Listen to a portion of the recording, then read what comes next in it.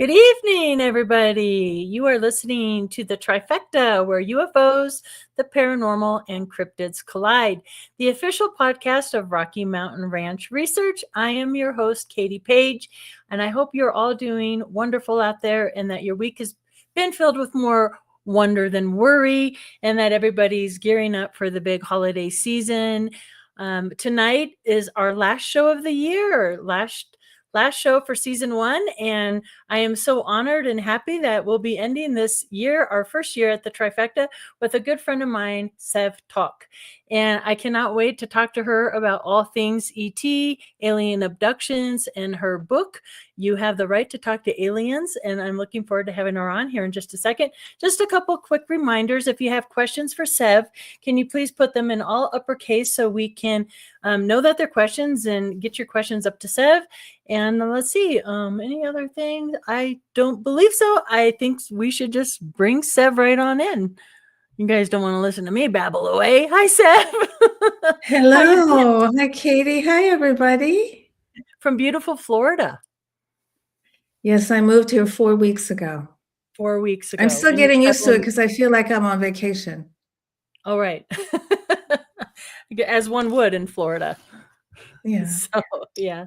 Well, it was a really magical story how I ended here. It was one synchronistic event after another. Boom, boom, boom, boom, boom. It really caught my attention. I had to pay attention to it. And you're involved in the synchronistic story because I made a wish to you, and then 2 weeks later it came true in Colorado. Right. There's some vortex in Colorado. If you want to make a wish come true, go to Seth and Anniversary's house in Colorado. That's so say true. It loud right there.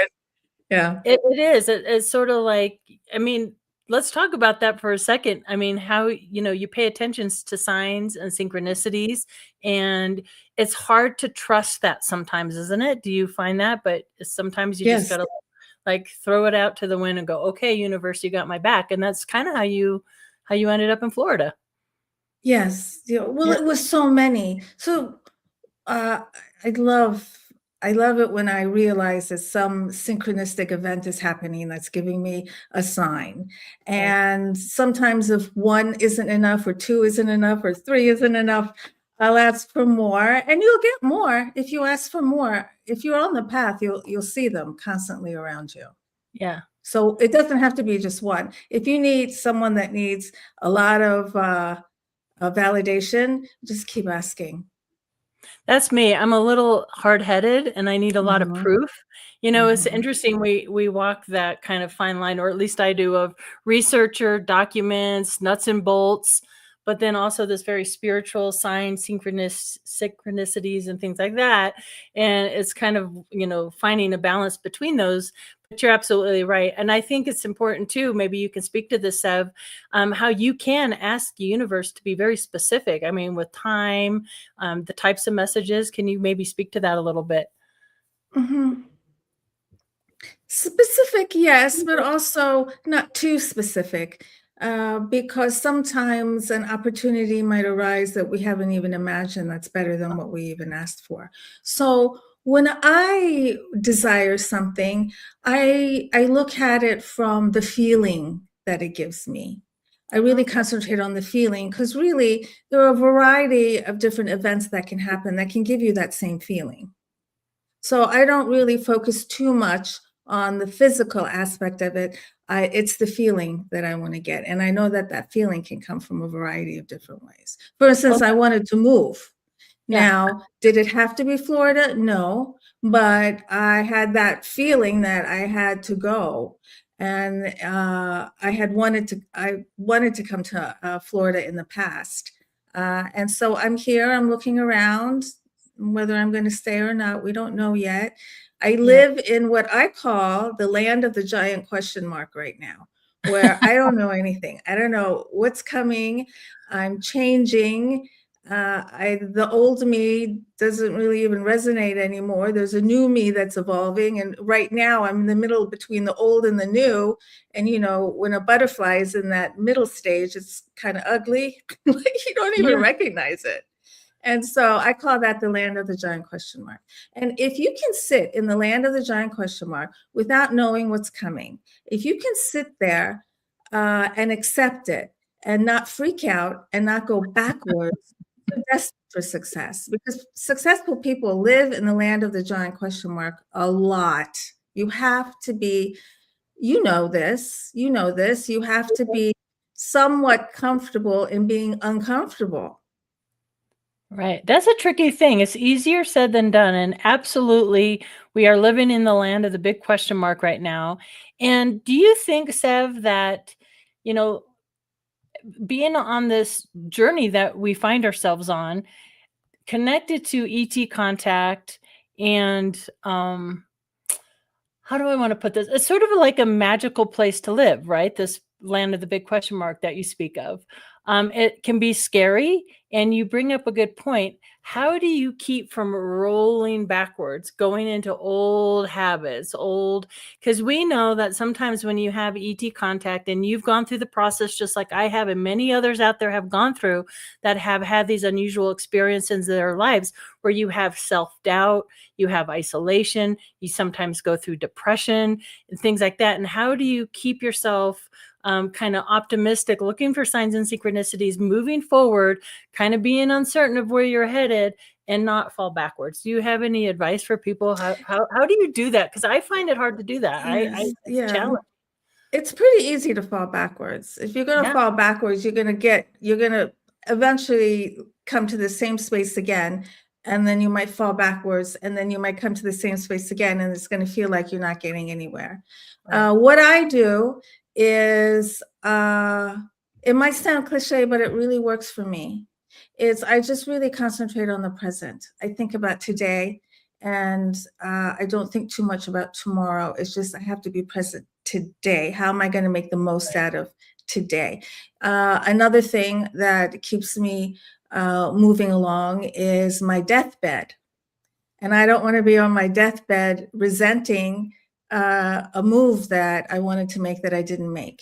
That's one of my personal motivators, is how am I going to talk to myself on my deathbed? Am I going to say, why didn't I just try? And what would I have lost if I had just tried? That works for me. You're so brave. You're so courageous. I think that's awesome. Yay for warrior women. Okay. So this new trailer of the Steven Spielberg film just came out, I think yesterday or today. I don't even know. I'm losing track of the time. But this film, I want to kind of start a conversation here. Disclosure Day. Okay. So for those of you out there, you can just look up the trailer on YouTube for this new Steven Spielberg movie. I think it's going to be out this summer. But I kind of want your opinion. I mean, from the trailer, it's hard to say. We haven't seen the film, obviously, but it looks like they could be setting this up to be a little scary, a little fearful of the aliens. And I wanted to talk to you specifically about screen memories and the fact that they have these deer in the movie. So based on your experience and what you have learned through all your research and your experiences on screen memories and that, I find that really interesting. So let's kind of talk about, have you seen the trailer, first of all, for Disclosure Day? I did see the trailer, and I'm hoping that the movie's better than the trailer. Okay, me too, because I had the same reaction. Doesn't it look a little scary? It looks scary. I didn't care for the part where the Emily Blunt is playing a newscaster, and she's in front of the camera, and all of a sudden something takes over her, and they make it sound like she's doing a little chirping sound. It's like the Greys do, and she looks like she's insane. And I didn't care for that. I'm like, oh, okay, is this what's happening? Are experiencers going to look like, are they trying to portray a picture that experiencers are possessed and that we're all kooky? Because she looked like she was possessed.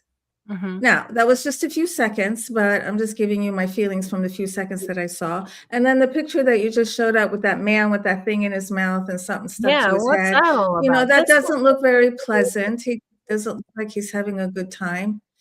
And the dark eyes and his eyes change. And then they show, it's interesting because that's kind of a question I had from the trailer as well.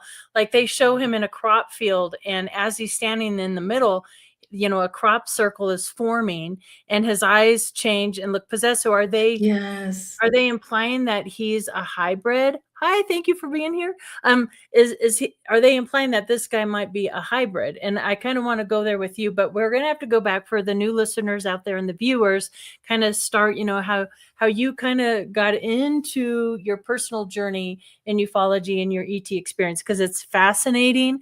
And the marks that were left on your body, I think your case and your abduction experience, if you're comfortable with me calling it an abduction experience, because that's certainly what it seems like to me.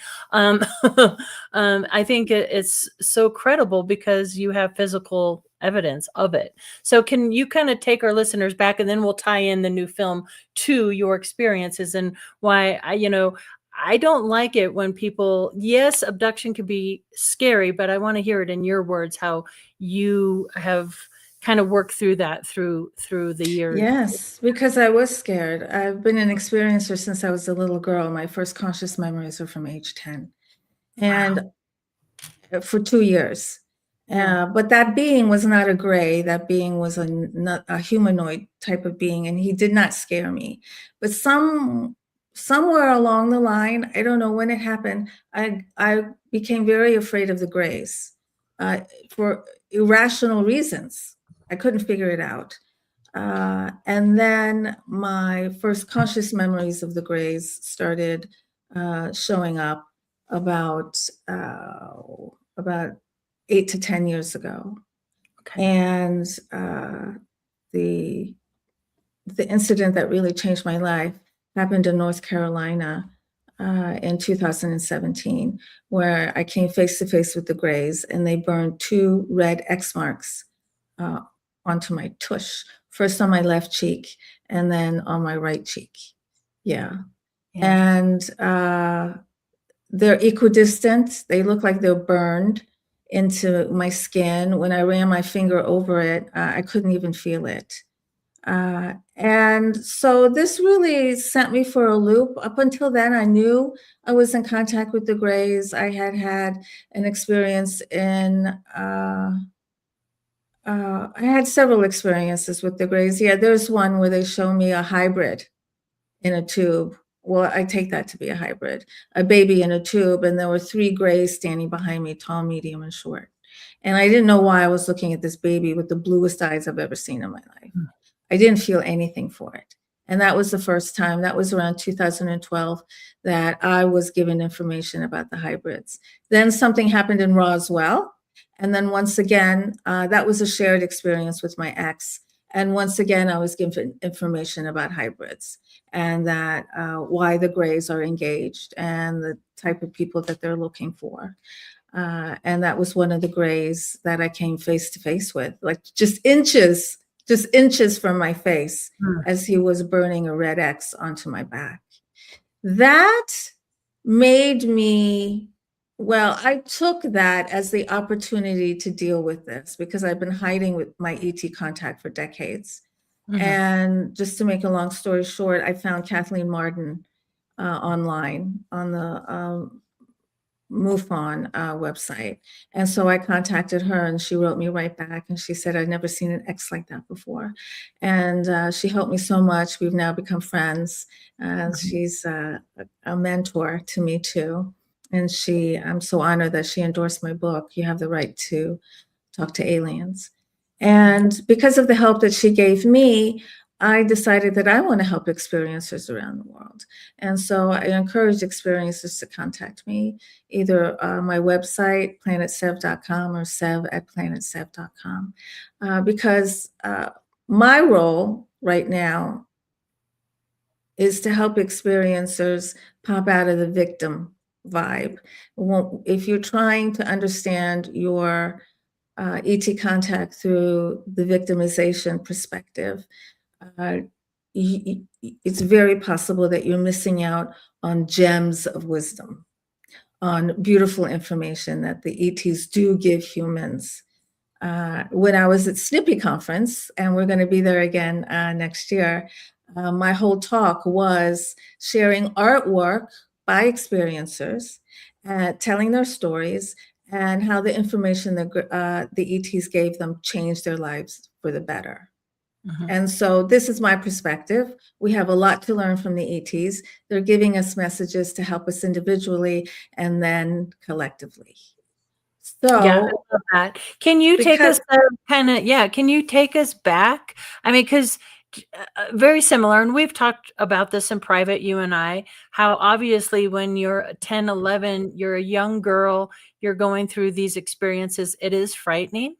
And I think this, ties into that whole, it's not necessarily a debate, but how a frightening experience like ET contact can, I guess, change you spiritually, change you from the inside out. And it's almost like you have a job or a mission that kind of comes into your life. And I know Dr. Leo Sprinkle talks about this as well. And basically these kind of steps or the process a lot of these experiencers go through. And I know your work with Kathleen, she's done a lot of that work as well in kind of helping experiencers go through that. And I think the two of you and others out there that are doing this work with experiencers is invaluable. It's so important that if you have these experiences to reach out and get guidance from others that have been there as well. But take us back to, because there wasn't just this one Sev, there was two. And can you kind of walk us through your conscious memory of that event? Like, what do you remember specifically? Have you been hypnotized as well? Did you ever go through hypnosis? And if not, why? When I talk about my ET contact publicly, I like to talk about my conscious memories of ET contact because I have a lot. I have been under hypnosis and regression. I'm not clear on what that is. I recommend it if somebody wants to undergo. It can be extremely helpful. You just have to be ready. You have to be prepared. You just have to be ready for what comes through. And don't do it online. If you're going to be regressed, please don't do it online. Do it in person.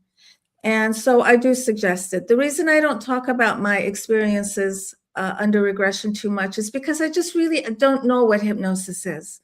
I have asked regression therapists and can I lie under hypnosis? And the answer is always, well, you're going to be discussing what you believe to be true. I'm like, okay. Now, when I had one of my regressions, it was because of what happened to me and my partner in Roswell that messed me up so much.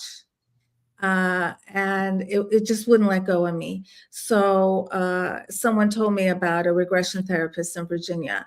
And so I went to her and I went with my partner. And I'm really glad I went with my partner. He sat in on it and he took notes and he was a great note taker. And every now and then I go back and I read it because afterwards he was very, very, very logical. Afterwards, he said to me, I don't know what that was, but it was real.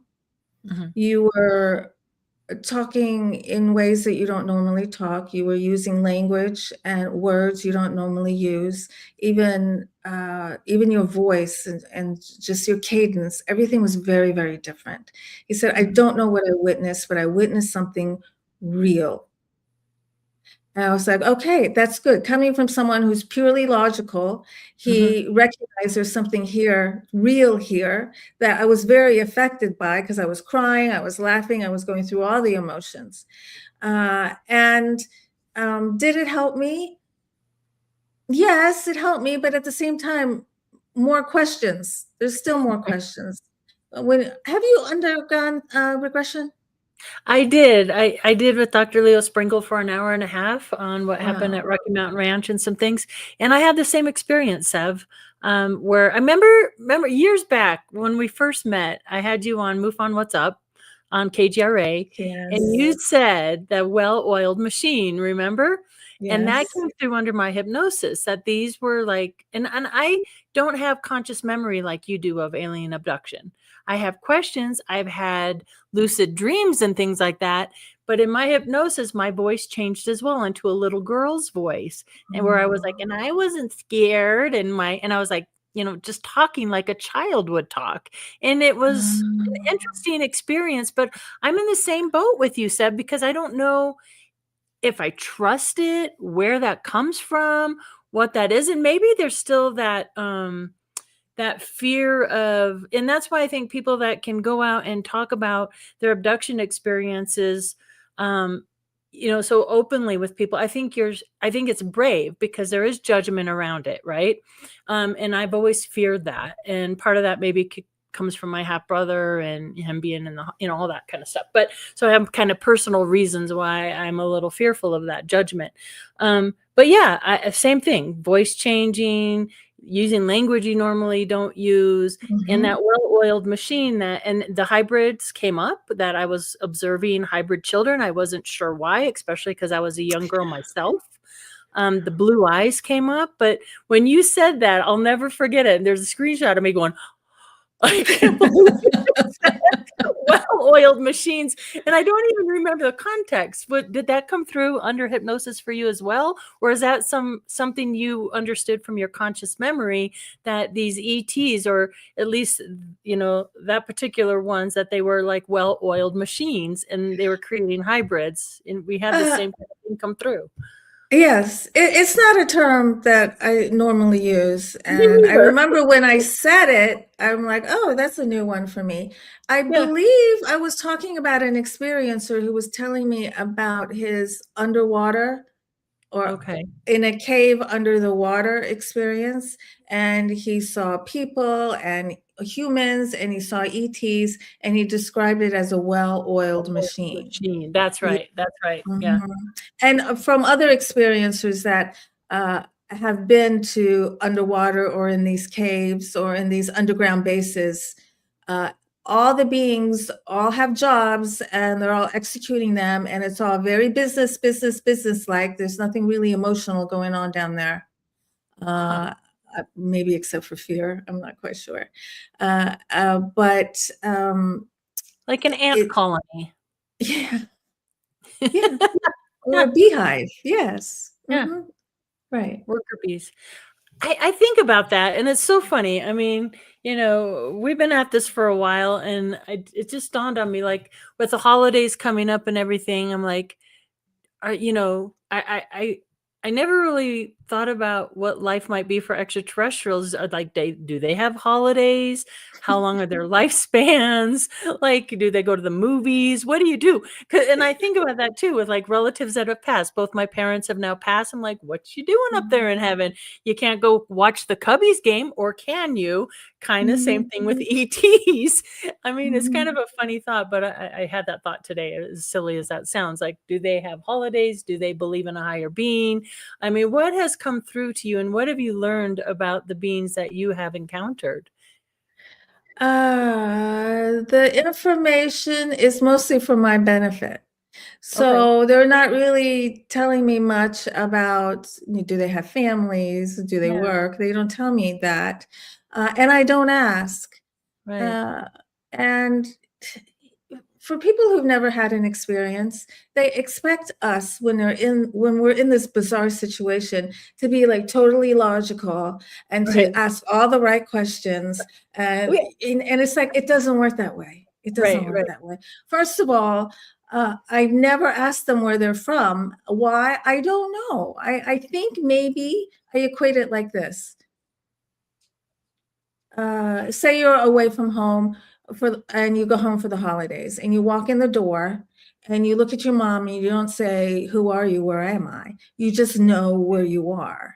And so that's how I explain my experiences. When I'm having them, on a higher level, I know where I am, and I know who these beings are, so I don't even ask. I think it's very 3D of us, what's their name, and that kind of thing. It's like, I don't even ask. When I teach people how to meditate, and I do soul purpose sessions with clients around the world, and often people want to know, what is my spirit guide's name? What is the ET that I'm talking to? What's their name? I'm like, why does everybody have to know names? I prefer to recognize the beings that I come in contact with through their energy. They're just making up names for us. Their names we probably couldn't even say. And so I encourage people to concentrate on the energy of the being that you come in contact with. If you don't like the energy, you have the control to say, I do not want to communicate with you. That's true. That's true. That makes a lot of sense. It's almost like a recognition, like you're coming home, or you've been there before, or, yeah. How many different types of ETs have you had contact with, do you believe? Oh, I never really counted. So when I was a little girl, there was that humanoid. It was a young man in a black outfit with black hair. The Greys,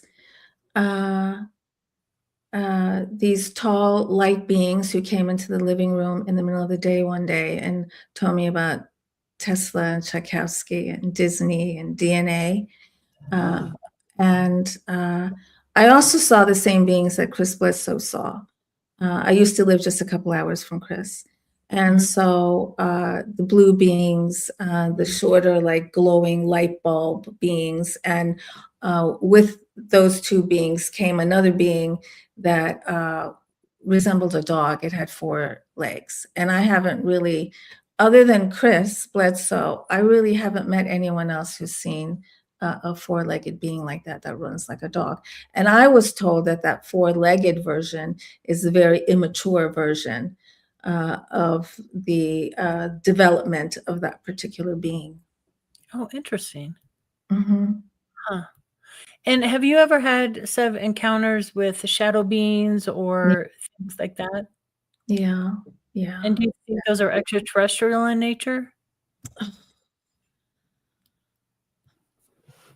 I don't know. I don't know if so.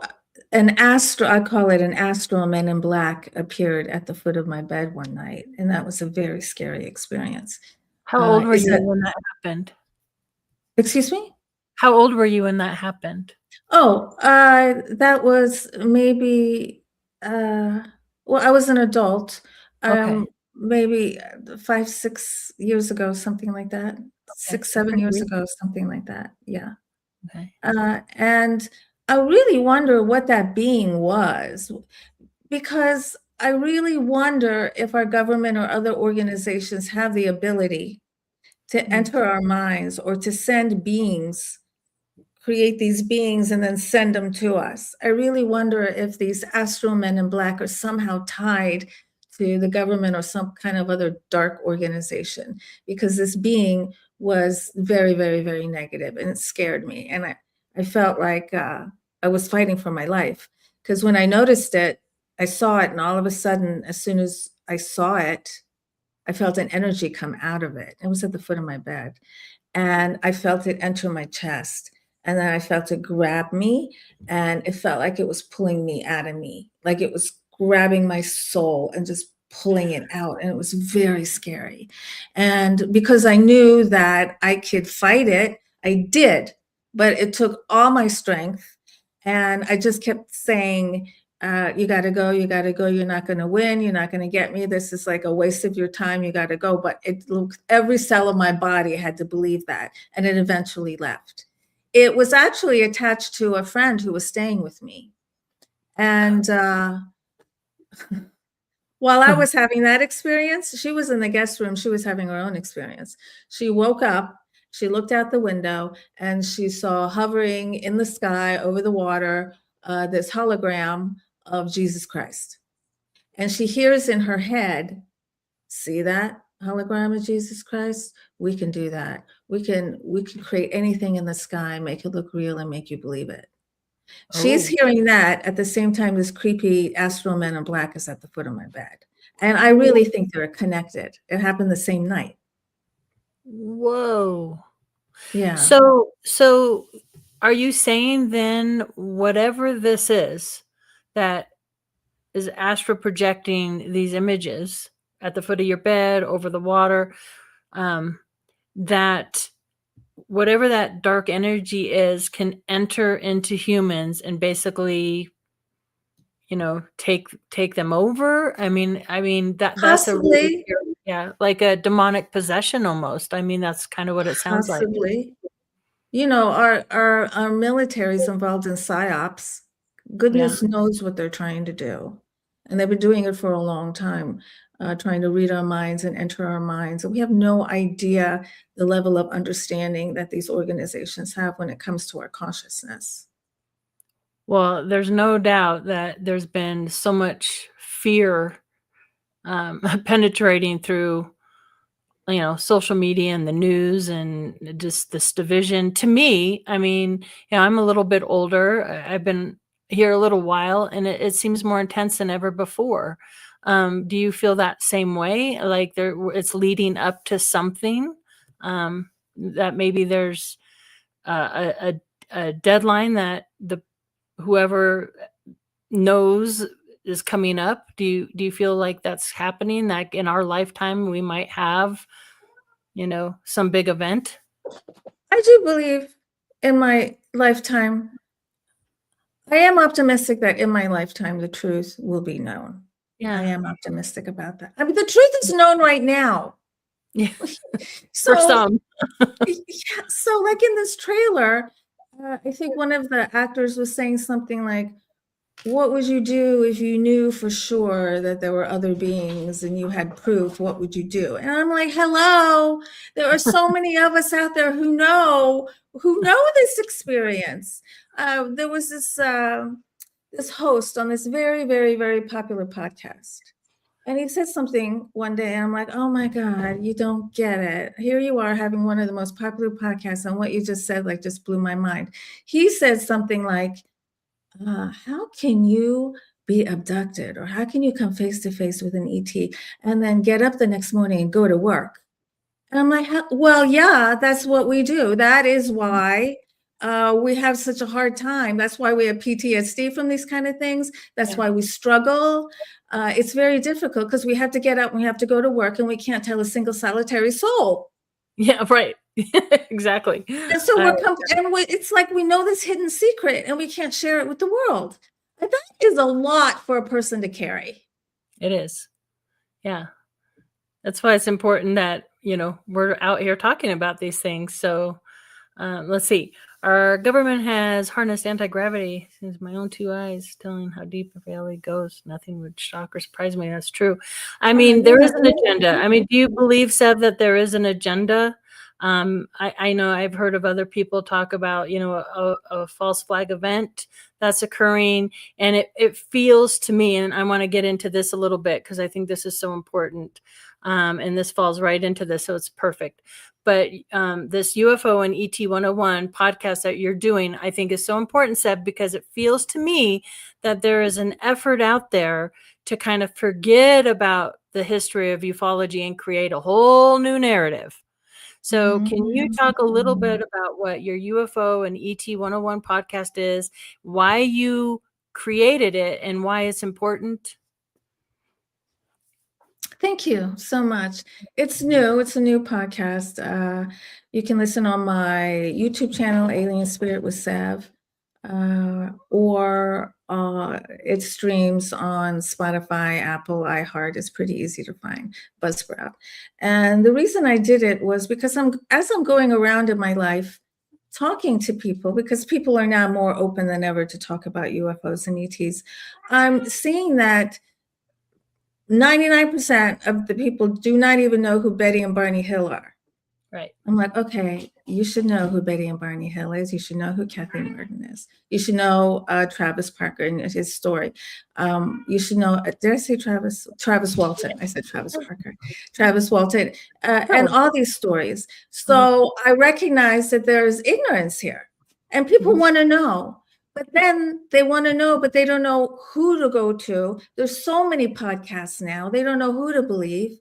And a lot of these podcasts are just regurgitation. Oh, I read this article. Let me tell you about it. I watched this video. Let me tell you about it. There isn't a lot of new education. So I decided I just want to get the basic facts out there for people. If you need the basic facts, because the shows are pretty short, they're about 15 minutes.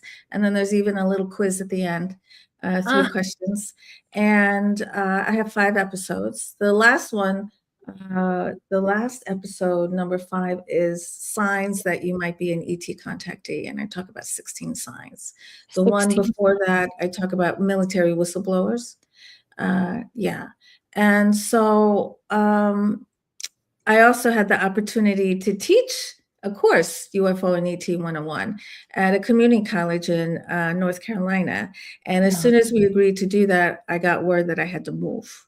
Yeah. So now they're still interested, but they would like me to teach it online. And yeah, so that's coming up too. I'll be offering this course online. I love that. I am. I just wish there was like thousands of these across the country, because it's so needed, I think. And I do believe like there's so many people. It's shocking sometimes when you listen to the hearings, or you talk about people that are supposedly on the forefront of this and they don't know their history. So history is important. I always preach that. So I love that you're doing that. But talk about also. Oh, I'm sorry. I also just want to say, let's not rely on the government or to tell us the truth anymore. Like these congressional hearings, okay, they're good, but they're starting to get boring, in my opinion. It's just the same thing again and again and again and again, and no proof. Like the Age of Disclosure movie. Did you see it? I haven't yet. No, I didn't want to spend the 20. You haven't seen it? Okay, I wanted to ask for your opinion. I'm not going to say anything then. All right. I mean, from what the comments from others in the field have been kind of like, it's a good place to get your feet wet, but I haven't seen it. She's being tight-lipped. No, I was going to ask you, Sev, if you can kind of talk about some of the signs. We don't have to go through all 16 of them, but maybe our listeners would really like some of the signs of, ET contact. Okay. I actually pulled it up right here, all 16 of them from that episode. Ooh, all right. So the first one I talk about is, maybe I coined this term, I'm not sure, lucid reality contact. I call it lucid reality contact. These are dreams that are not dreams. It's real contact. And how can you tell the difference between a real interdimensional, multidimensional experience that you interpret as a dream versus a dream? Where these lucid reality contacts, first of all, they're so real that when you wake up, you can't believe that you woke up. It's just like, I cannot believe that was not real. We all have that experience. Another aspect is that you will never forget that so-called dream. There are dreams that we forget all the time. There are dreams that you have when you're 7 years old that you can't remember. But when you have one of these lucid reality contacts, you remember. Not only do you remember, but you feel it all over again. If you can remember a dream from a couple of years ago and you think about it, you don't have an emotional response. But these multidimensional, interdimensional contact with ETs, you always get an emotional response when you revisit them again in your mind. And so we don't have a word for a real interdimensional experience. People are calling it dreams, but these are not dreams. That's one of the biggest signs. Yeah, I love that. And Dr. Leo Sprinkle, again, 40 years ago, he was on this. I mean, so many contactees talk about that very thing. So much so, there's a whole chapter, dreams or memories, because they're so real. And you describe it so well, Sev, that you have the emotion behind it. It's so realistic. You don't forget it. It seems so real. And this is very common. So I love that you're starting off with that, because thank you. It's great. Another sign, and you mentioned it earlier, a lot of experiencers all of a sudden have this need to give information to the world. They feel like they have a job to do or a role to perform, and it doesn't make sense to them. And they're like, well, who am I to think that I have a mission? And so some people get caught up in that. Like, I'm just a little nobody. What mission do I have? But it's very, very common because the ETs are giving us messages, and we get these messages, and then we want to share them with the world. And what we're trying to do is really, basically, we're just trying to give information that the ETs are imparting on us to help be a human, make that experience a little easier. Being a human is so freaking hard. But the ETs are giving us some advice on how to make it a little easier. And the advice is pretty good. You got to trust it. Yeah. If it's good. It's good. Yeah. Okay. What are some of the other signs? An increase in your psychic abilities. You're more telepathic than normal, or you can see auras all of a sudden.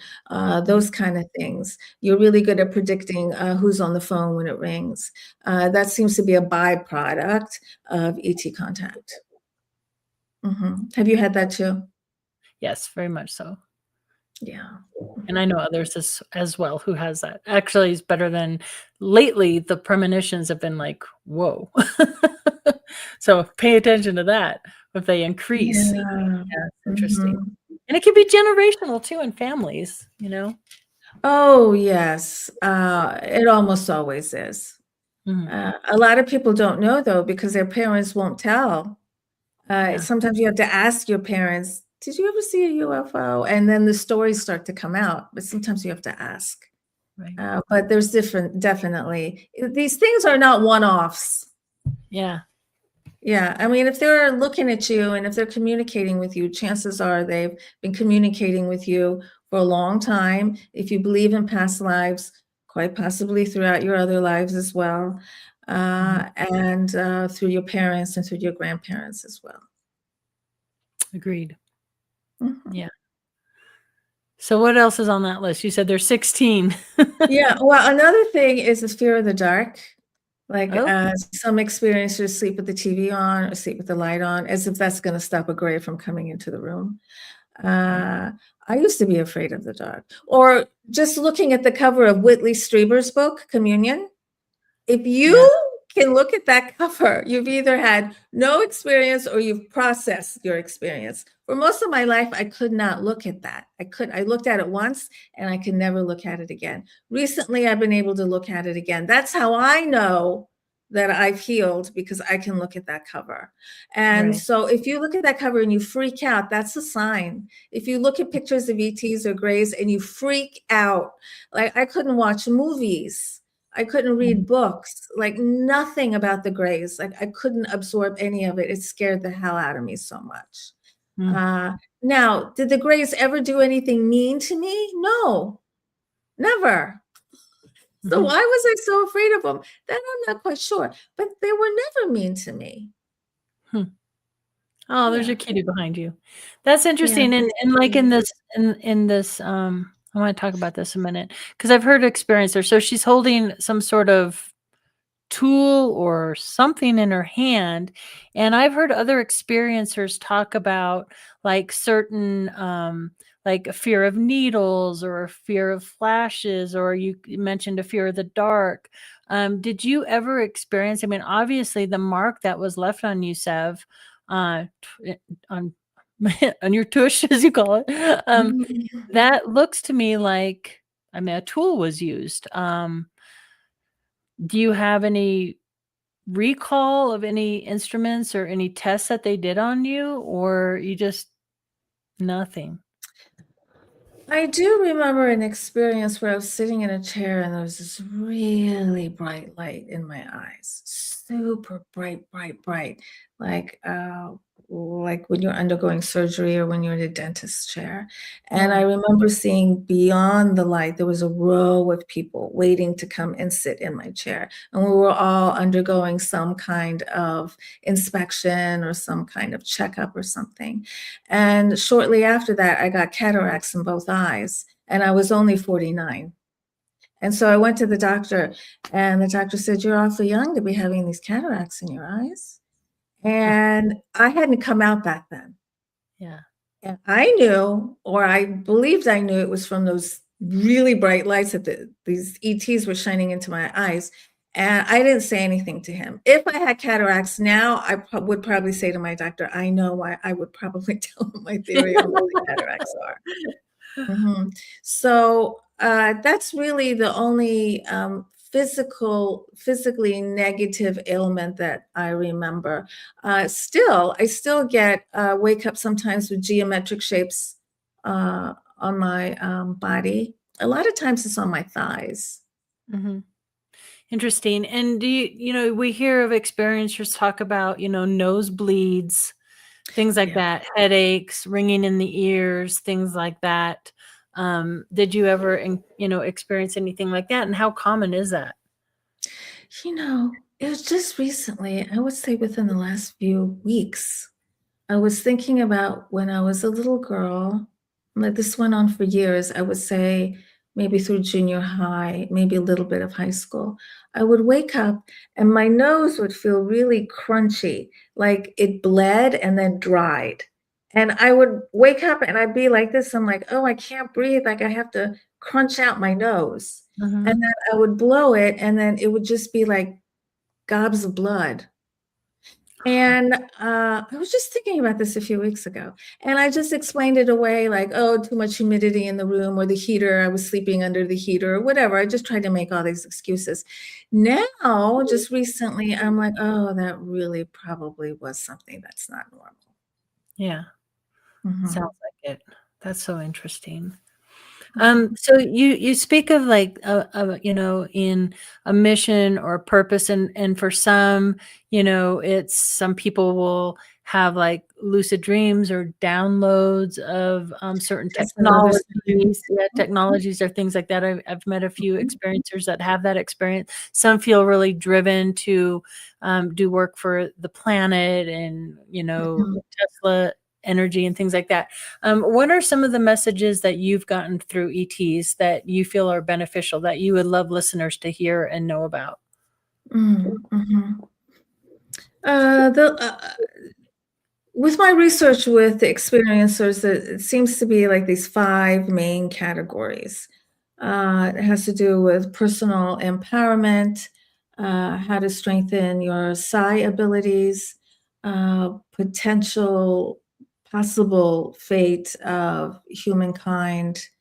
What are the other 2? Um, Scientific innovation. Mhm. And the ones that are my favorite have to do with personal empowerment and really the lessons that we're given are teaching us to adopt an another perspective, that if we get stuck in looking at everything from this 3D perspective, we're gonna stay very basic, and our needs are gonna be very basic, and we're gonna be fighting, and we're gonna be hating. But Mhm. if we can learn to look at what we're experiencing from another perspective and go, "Oh, that's interesting. Why did that trigger me? What's going on with me? Why is this happening? How can I learn from this?" And this is something that you have to train yourself Mhm. to adopt a different perspective.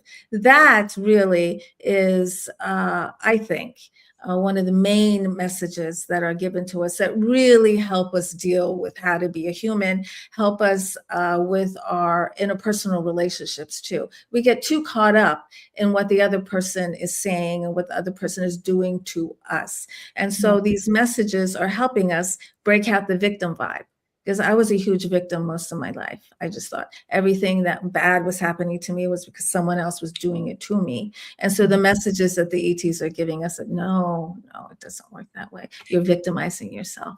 That's the biggest message. Yeah, I think that's so powerful, Sev, because it's that whole we can't help others if we don't understand and help ourselves first. So it's that whole put the oxygen mask on yourself first. And I feel like that is part of, human, just to be a human is to go through that journey of, trial, tribulation, all that stuff, and to learn and to grow so we can empower other people and help other people get to a better place, right? And Yes.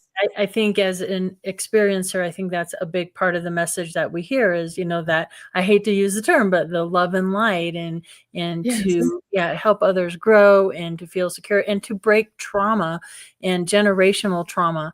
And I wanted to, this hour's flown by. We only have like 10 minutes left, Seb, but Oh my goodness. have you noticed that pattern in talking with other experiencers or people that have these encounters, whether it's paranormal or ET related, that they have traumatic backgrounds or near-death experiences or things like that, that kind of tie them into something greater than this material world that we're living in? Have you Hmm.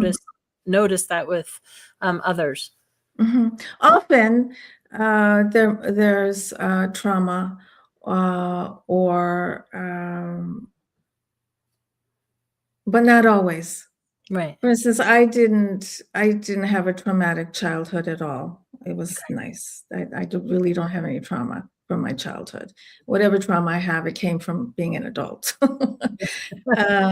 And so I remember talking to Grant Cameron when I first wrote my book. Grant was really the first ufologist that interviewed me, and he interviewed me a couple times, and so I have a soft spot in my heart for Grant. And he was telling me that people who are traumatized, they disassociate.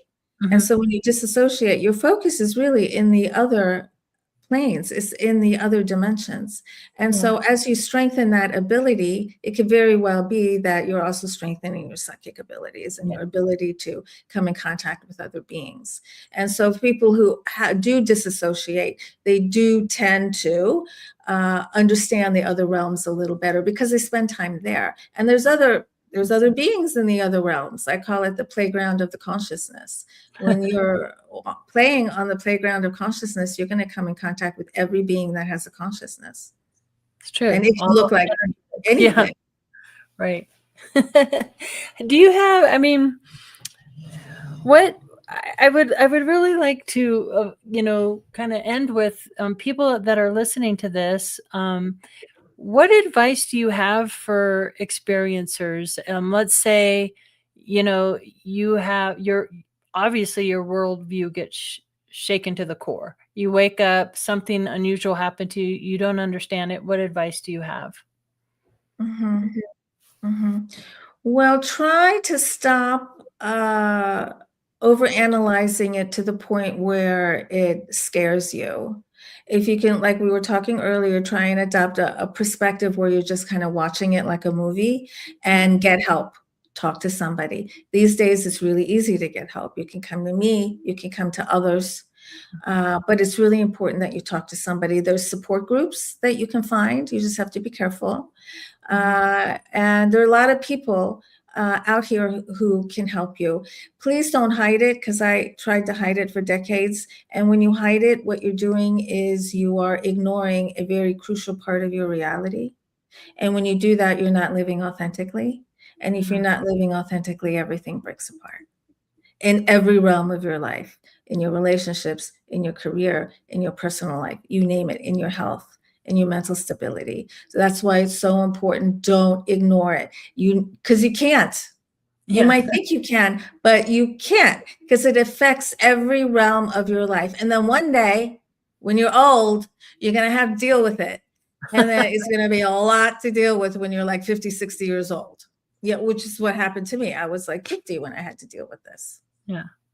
Isn't that interesting? Why do you think that is, Sev? Like, for me, and maybe because we're just distracted when we're young, just having jobs, careers, families, whatever it is we're doing with our lives.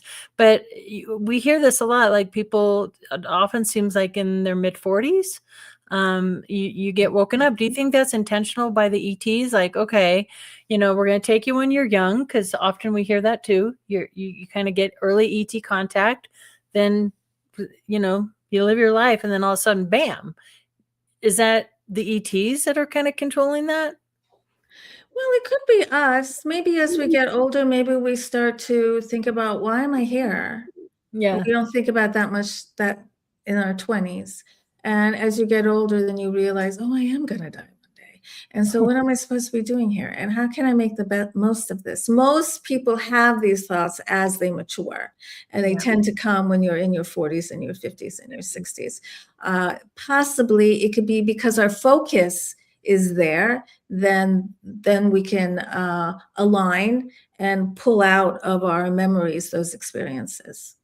Yeah, that makes a lot of sense to me. Because we see that over and over, like with folks, and anybody who's been to some of these UFO conferences, you look around the room and you're like, oh, we're kind of aging there, so it's kind of funny. Anyway,